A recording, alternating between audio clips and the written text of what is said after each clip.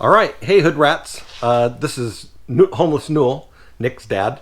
I'm not really homeless, but I play one on the YouTube. Let's just kind of go over a quick overview of what we've got going on this makeshift low dollar paint booth. So as you can see behind me, I built this cabinet out of rustic leftover found materials. And this is where we keep our paint, which is kept in these enclosed spaces so that we can keep dust at a minimum. Once we close this up and we're mixing paint, everything is behind here. We're able to spray and clean and wipe and get this place as clean as we can, so it's at least as clean as anyone's garage. On this side we have our spray rigs. Each one of these is different. What I found is my most expensive rigs, these are like $300 and $400 guns. They're crap compared to my $15 guns. They spray so much better. So a lot of it has to do with maybe my skill as a painter. You can do a pretty good paint job with a basic cheaper paint gun, and unless you're a pro and know how to use these higher end guns, don't waste the money, is my opinion.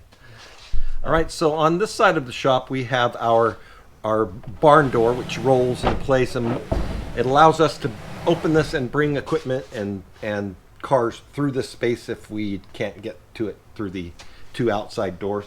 And then this door, which is made out of found materials, can be closed and isolated. So in order to close the booth off, we've hung a tarp. This tarp gets cleaned and it rides on a rail on the top that allows me to slide open and close. And then when I'm not using it, I can take this down, fold it up, and save it for the next time I want to paint. The sliding door closes into this, and it really closes off this room. Over here on this side, we've got our intake. This is a custom intake. Basically, this part of the door is open, and I've put filtration here and installed those in these doors, which can be opened and closed at a future date if we want to come in and out of this side of the door.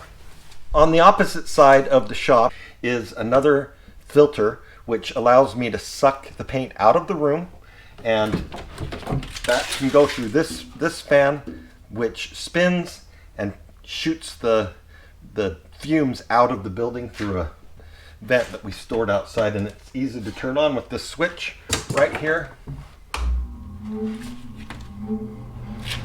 And the filter goes in, and now we're extracting clean air through a filter out of here and sucking the fumes so that we keep a dustless environment.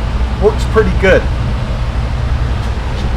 Our makeshift clean room / paint booth, and we recognize that it's a little low dollar, maybe white trashy, but it works well. Hood Rats! Yeah, we do it the Hood Rat way. Now this might not be the right way to do it, but it's the way we do it. So it gives us results, and now that I've finally gotten a little better at painting, I think it'll give us some good professional results. Why'd you do that? I did that so that when I pour, the paint doesn't get in here, and then I have to clean it out. So I just peel the tape off.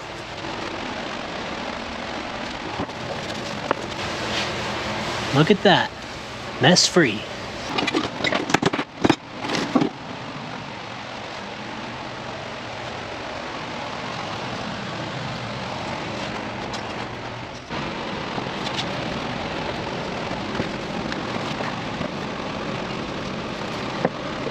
This is about the time where I get out, guys. Okay, I've already pre-choreographed this paint. What I like to do before I paint is I come in and I put myself in a position with the hose, and I'll pretend like I'm painting the car, and I'll go over the car to make sure I can reach everywhere, that I'm not going to be touching the paint with my thing. If I need a stool here, which I will need, so that I can get up and get over without leaning into the paint. So I've done that around the whole car, and I'm good to go. I take my glasses off because the paint will get all over them, so I just paint blind. What that means is, as I'm painting, it looks great to me. So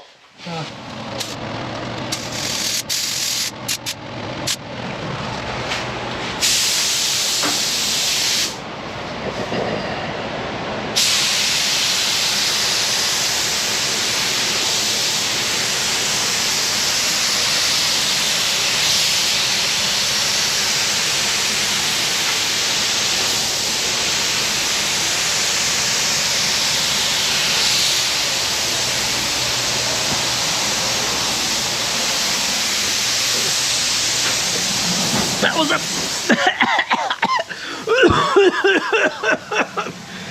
Woo! That was a bad idea. Why didn't I just put a mask on? I'm stupid. And there he goes. Say bye-bye to the gray. Should be the last time we see primer on this rig.